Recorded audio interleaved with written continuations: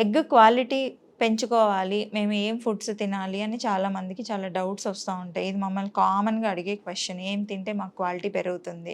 కానీ ఈ topic discuss చేసే ముందే మనం మనసులో పెట్టుకోవాల్సిన ఒక్క పాయింట్, మనకి ఏజ్ రిలేటెడ్‌గా, మన లైఫ్ స్టైల్ పరంగా గూడా క్వాలిటీ అనేది తగ్గిపోతా ఉంటది. ఒట్టి ఫుడ్డే ఒక కారణం గాదు ఎగ్ క్వాలిటీ తగ్గిపోవడానికి. మనకి ఏజ్ పరంగా క్వాలిటీ తగ్గుతది. దాన్ని మనం ఎట్లాగో కరెక్ట్ చేయలేము. లైఫ్ స్టైల్ అంటే మనము నైట్స్ ఎక్కువగా మేల్కొని ఉండడము, ఎక్కువగా ఈ రేడియేషన్‌కి ఎక్స్‌పోజ్ అవ్వడము, ఇవన్నీ గూడా మనం కట్ ఆఫ్ చేసుకుంటే ఎగ్ క్వాలిటీ అనేది ఆటోమేటిక్‌గా ఇంప్రూవ్ అవుతుంది. ఇది కాకుండా థర్డ్ ఫ్యాక్టర్ అనేది మనం ఫుడ్‌లో డైట్ చేంజ్ చేసుకోవచ్చు. ఫోర్త్ ఫ్యాక్టర్ మనకు కొన్ని మెడిసిన్స్ గూడా ఉన్నాయి ఎగ్ క్వాలిటీ అనేది ఇంప్రూవ్ చేసుకునేదానికి.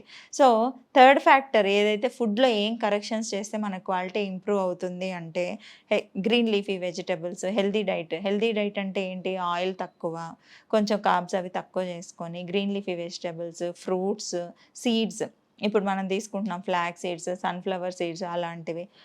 నాలుగో పాయింట్ వచ్చి ఫిష్.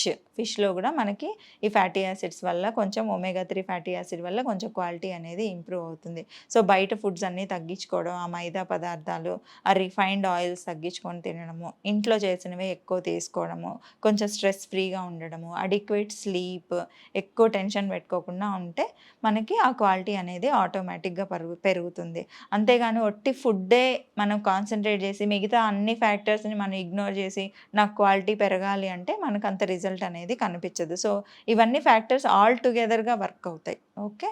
Thank you.